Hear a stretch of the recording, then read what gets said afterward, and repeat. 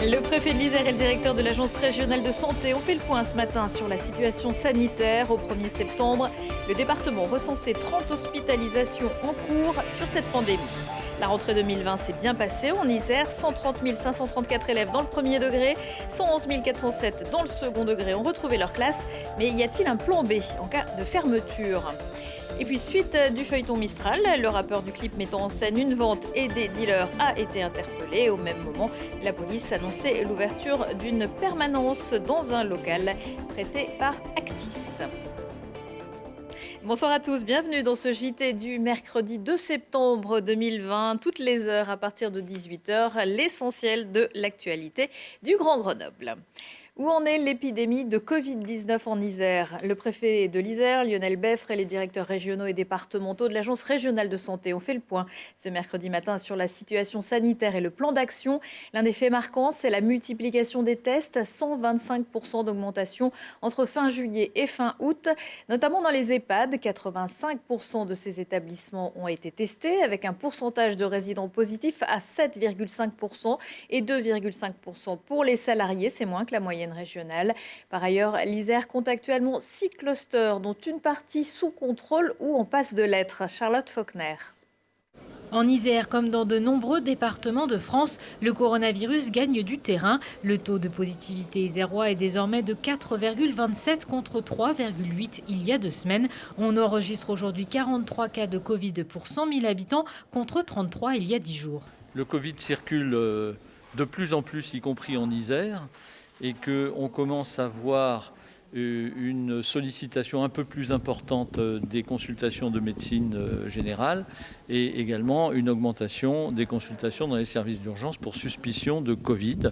Et ça se traduit par quelques hospitalisations qu'on ne voyait pas avant qui commencent à arriver. Face à cette hausse de circulation du virus, le département est classé en vulnérabilité modérée depuis plusieurs jours. Mais de nouvelles mesures seraient prises par le préfet si l'Isère dépassait le seuil d'alerte. Si tel était le cas, ce qui n'est pas le cas aujourd'hui, là nous serions amenés en accord avec le maire à étendre la zone d'obligation du port du masque au-delà du centre-ville. Mais observons aujourd'hui que les grandes métropoles qui ont été dans ce sens sont des métropoles qui sont situées en zone rouge avec une vulnérabilité élevée. Nous sommes, nous, dans une vulnérabilité limitée. Donc il faut aussi que nous ayons des marges de manœuvre pour, en cas d'augmentation du virus, pouvoir aller au-delà des mesures déjà prises. Aujourd'hui, on compte 5 patients en réanimation sur le département. La semaine dernière, près de 9 700 tests ont été réalisés en Isère sur les 61 points de dépistage que compte le département. Les tests étant gratuits et sans ordonnance, les délais peuvent parfois être plus élevés que les 24-48 heures annoncées. C'est donc un système de prioritisation qui est mis en place. Il faut quand même prioriser pour ne pas engorger les laboratoires et qu'ils puissent prioriser sur les cas symptomatiques et les cas contacts, c'est-à-dire les cas qui ont eu un contact à risque dans les 7 jours précédents avec le cas positif, de façon à ce qu'on priorise cela pour avoir des résultats le plus rapides possible et que bien sûr les demandes individuelles sans symptômes ou parfois pour tout simplement des motifs administratifs de disposer d'un test négatif pour voyager par exemple ne sont pas prioritaires. C'est également dans ce contexte que des dépistages seront organisés sur le campus de l'université Grenoble-Alpes, où 55 000 étudiants ont fait leur rentrée. Et le préfet de l'Isère a demandé aux associations étudiantes de ne pas organiser cette rentrée d'événements d'intégration propices au contact rapproché. L'obligation du port du masque dans l'hypercentre-ville de Grenoble est donc plus que jamais d'actualité pour les piétons, mais aussi les conducteurs de vélos et trottinettes aux grandes dames de certains. L'Organisation mondiale de la santé indique dans ses recommandations qu'il ne faut pas imposer le port du masque aux cyclistes et aux joggeurs. J'ai interpellé le préfet sur le fait que son arrêté tel qu'il est pris ne distingue pas cette situation. Je pense que sur des décisions de cet ordre-là, on doit savoir s'en remettre aux autorités sanitaires, à la science, plutôt qu'aux représentations qu'on peut avoir les uns et les autres sur les risques. Je ne désespère pas de convaincre le préfet que l'Organisation mondiale de la santé a peut-être plus d'expertise que lui et moi. Nous avons un centre-ville de Grenoble qui est étroit, avec des vélos qui circulent très proches des piétons. J'ajoute que le cycliste est susceptible, tout autant que le piéton, voire plus, de générer par des gouttelettes la circulation du virus. Et donc aujourd'hui, il ne me semble pas opportun de modifier ce qui a été fait. Là où il y a une distinction entre le piéton et le cycliste, ce sont les métropoles comme Lyon, comme Paris, où nous avons aussi des grandes avenues et où là, effectivement, nous pourrions considérer que le cycliste doit être distingué du piéton. Et s'il advenait un jour, peut-être ça n'arrivera pas, mais s'il advenait un jour que nous ayons la totalité de la ville de Grenoble où le masque serait imposé, bien entendu que nous distinguerions dans ce cas-là le piéton du cycliste. Mais aujourd'hui encore, nous sommes dans une situation spécifique où la zone sur laquelle le port du masque est imposé est relativement restreinte. 37,2 le matin, la température est l'un des premiers indicateurs du Covid. La région Auvergne-Rhône-Alpes innove et installe aux portes de 3 établissements scolaires, dont ici la MFR de Vigneux-Morestel, des caméras thermiques. C'est une première en France. Il suffit aux volontaires de se présenter pendant quelques secondes devant la machine Made in Rhône-Alpes. La borne donnera la température frontale de la personne avec une précision de 0,1 degré. Objectif, détecter les clusters avant. Aucune donnée n'est conservée ou partagée.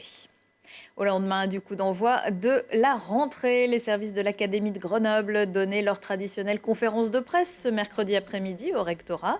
Objectif annoncé pour cette rentrée pas comme les autres, faire face à la situation sanitaire mais aussi plus que jamais renforcer l'accompagnement pédagogique sans oublier de se préparer aux différentes hypothèses en cas d'intensité de la crise sanitaire, par exemple en cas de situation plus active du virus sur notre territoire. Le premier scénario serait une circulation beaucoup plus active du virus, où nous serions contraints d'accueillir les élèves de nouveau, comme nous l'avons fait en mai, en petits groupes, de manière à avoir une plus grande distanciation sociale. Et dans ce cas, on aurait une hybridation des enseignements entre le présentiel avec les enseignants et le travail à la maison qui serait donné par les enseignants. On n'imagine pas un reconfinement généralisé. Il pourrait y avoir des clusters ici ou là qui amèneraient à la fermeture d'établissements ou d'écoles dans des endroits bien identifiés. Mais ça, ce sera les décisions, évidemment, de l'Agence régionale de santé et du préfet, puisque c'est vraiment lié à la situation sanitaire.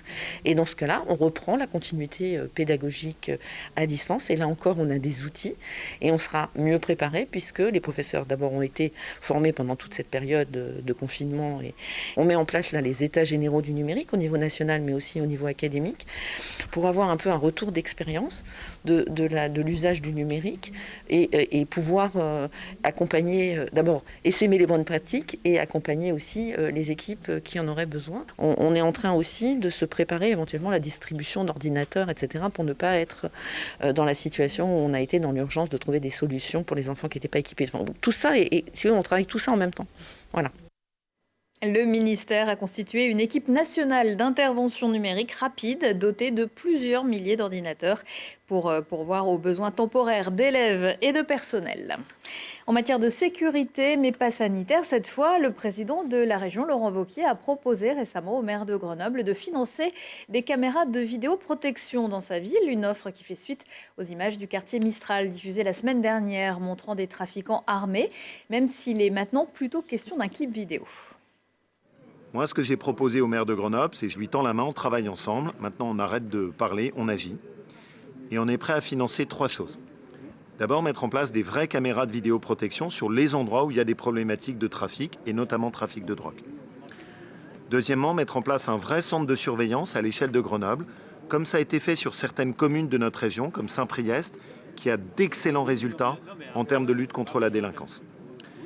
Et je pense tout spécifiquement à autour de nos lycées et de nos collèges où je ne veux pas voir le trafic de drogue s'installer. Et puis, troisième élément, financer du matériel pour la police municipale pour qu'ils puissent mieux faire leur travail en étant mieux protégés. Moi, je suis prêt à mettre 2 millions d'euros sur la table pour qu'on lutte ensemble contre l'insécurité sur Grenoble. Mais il faut arrêter ce système où on fait que des paroles, chacun se renvoie la balle et il n'y a rien qui bouge. Donc moi, je veux qu'on agisse et j'espère vraiment que le maire de Grenoble va saisir la main que je lui tends et qu'enfin, il sera prêt à ce qu'on agisse sérieusement sur l'insécurité sur Grenoble. Éric Piolle a lui proposé à Laurent Wauquiez de réorienter ses fonds aux associations qui luttent contre les violences faites aux femmes et pour l'égalité des droits. Le conseil régional ayant supprimé des subventions en début de mandat.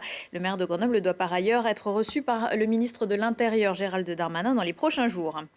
Korbach Oud, le rappeur qui apparaît dans le clip Chicagreux, dont une partie des images ont été à l'origine de toute la polémique, a été interpellé ce mercredi matin vers 8h30, placé en garde à vue pour provocation à l'usage ou au trafic de stupéfiants, provocation non suivie des faits au crime ou délit par parole, port prohibé d'armes et injures publiques envers une personne dépositaire de l'autorité publique.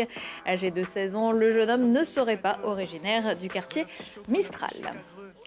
Et puis la directrice de la sécurité publique de l'Isère, Fabienne Lewandowski, a de son côté demandé au bailleur social Actis de mettre à la disposition de ses services un local dans le quartier pour renforcer les liens entre les habitants, les forces de l'ordre et différents partenaires.